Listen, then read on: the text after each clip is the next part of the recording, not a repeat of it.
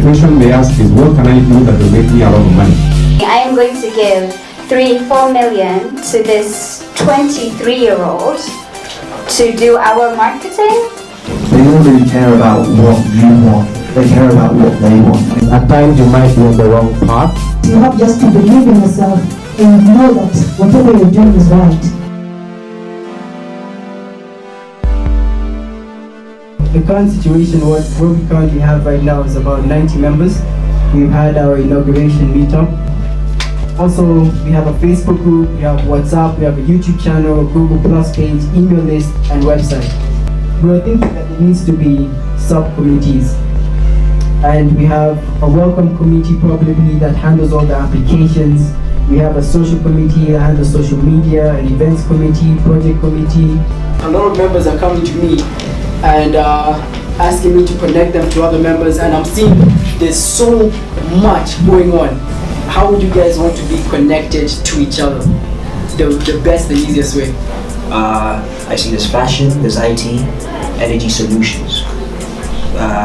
Perhaps maybe if it is that there are certain committees that we organized within NCYE, or I guess certain people in symposiums, occasions, yeah, you arrange them so like someone who's specializing in fashion knows, alright, the date is gonna be in April or May, right, there's a fashion dude here, okay cool, I'm gonna go meet them. Someone's talking about energy solutions. Yeah, it's just I guess an opinion. How about would you create a forum attached to the website? A forum where members register and participate on the forum, so that it's hard to find all of us online on Monday evening, for example. But when a forum is going on, I can leave a question there, someone will come answer it later. And a forum is also nice for a lot of things. For the hangout of the community YouTube, just record it, post it on YouTube, send each of us a link, maybe we post it on Monday evening, send us a link immediately after posting. One great suggestion that you can get your story out is to have an entrepreneur of the week or the month, and you can talk about what drives you, your failures, your near-death experiences at your company, or when your company actually died. And you all have a lot of great information and life experiences that if you had a weekly interview, it'd be a great forum for that kind of sharing that you can't usually get in person.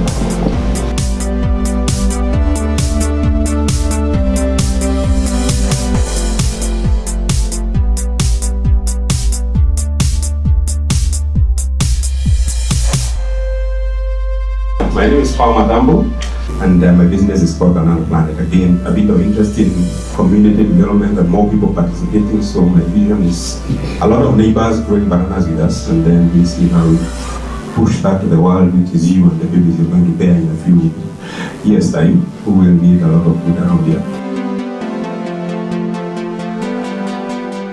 If I was to start something agribusiness, is there a specific thing that I should look to do? When people want to venture into agribusiness, the question they ask is, what can I do that will make me a lot of money?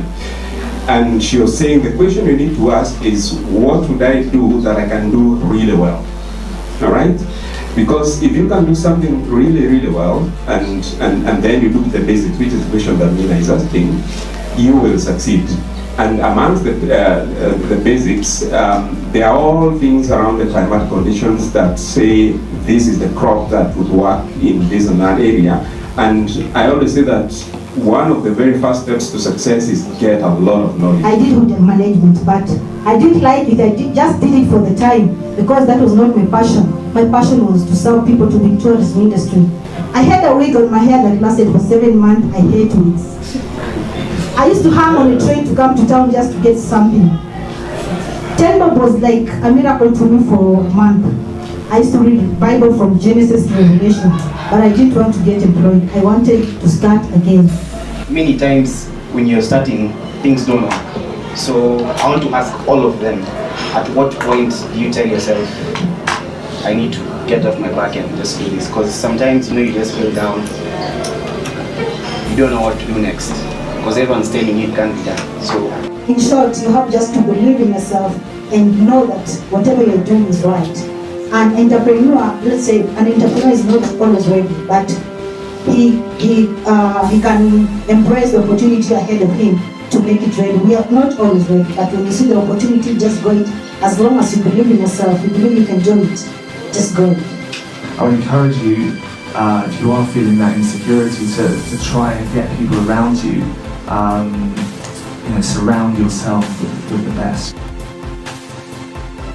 At the age of 22, I had set a goal for myself. I don't know where this came from. I had decided, I think I had listened to a speaker being introduced.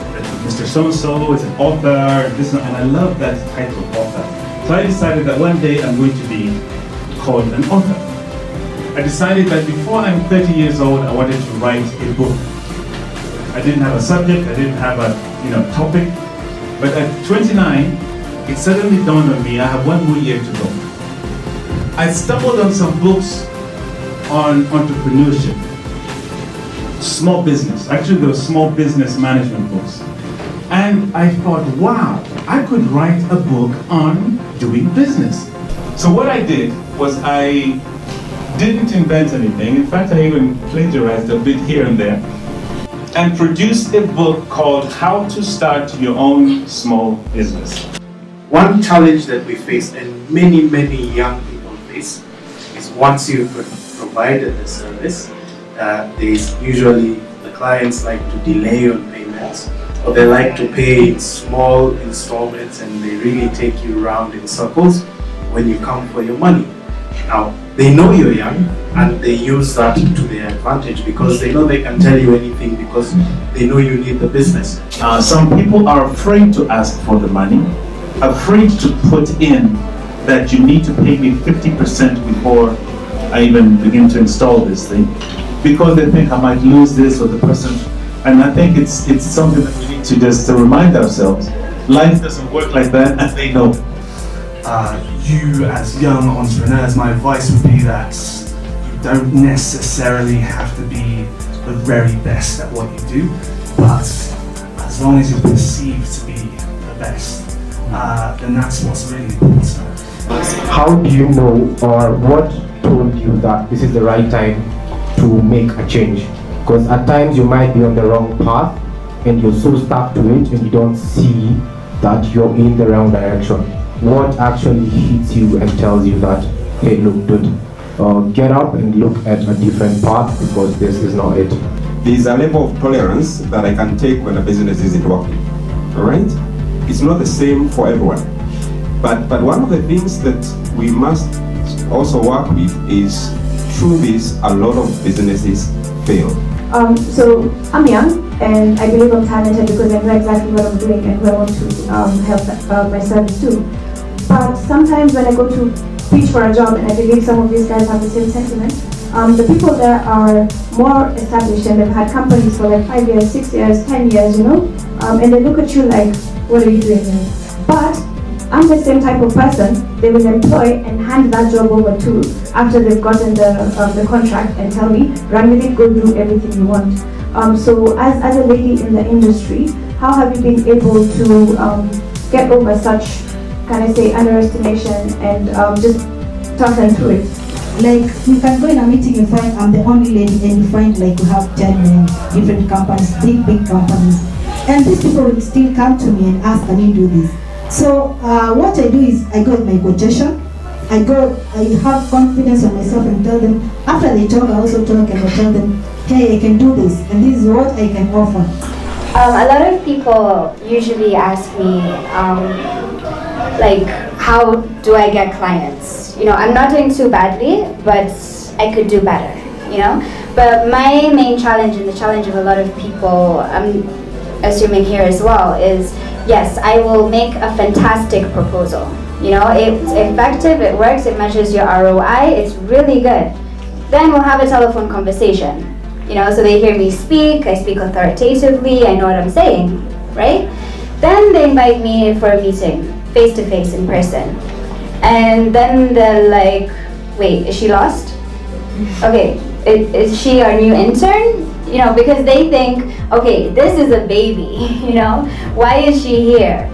I mean, these people are like 40, 50, they're thinking, I am going to give 3-4 million to this 23-year-old to do our marketing. No, that doesn't work that way. It's a fantastic proposal. We're just gonna take your proposal and give it to somebody else to execute. Employ someone older to go for the meetings, someone who's experienced as you are but own the company. Employ them, have them do face-to-face. When you talk about knocking doors, one thing I can tell you is that when you knock a door, you may not sell. But when you stop knocking, you will not sell.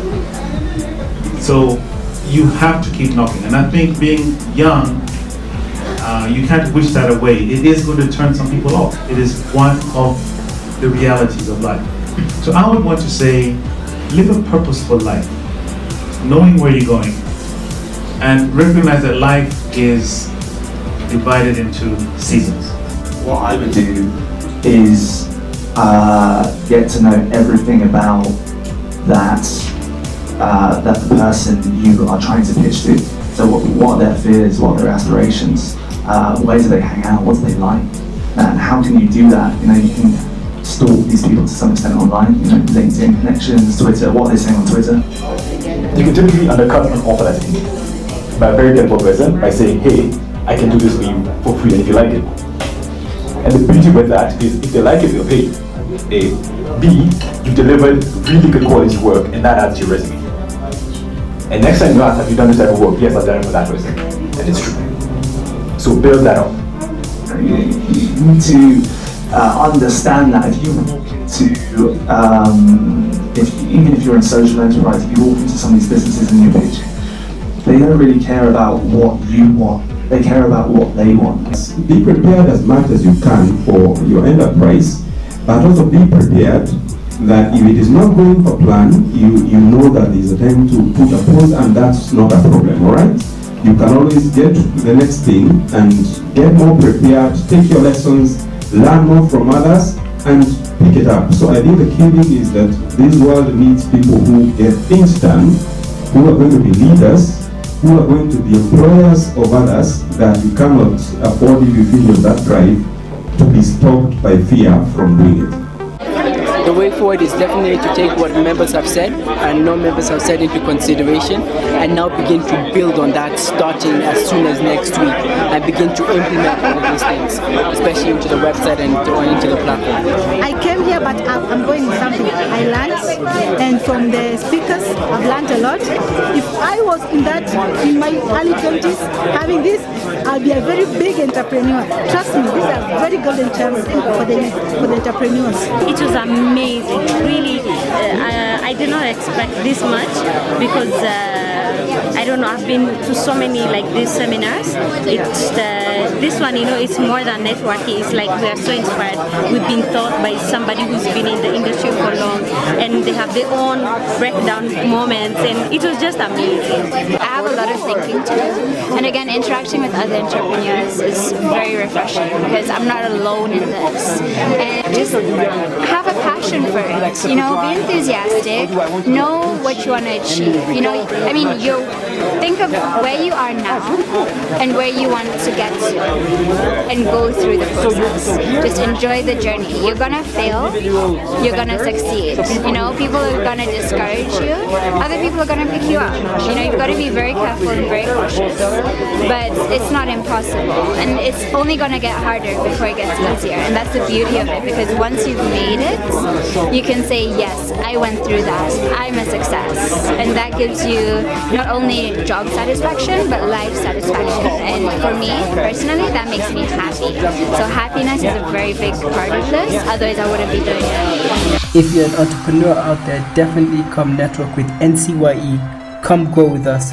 Come, let's be a change, make a change.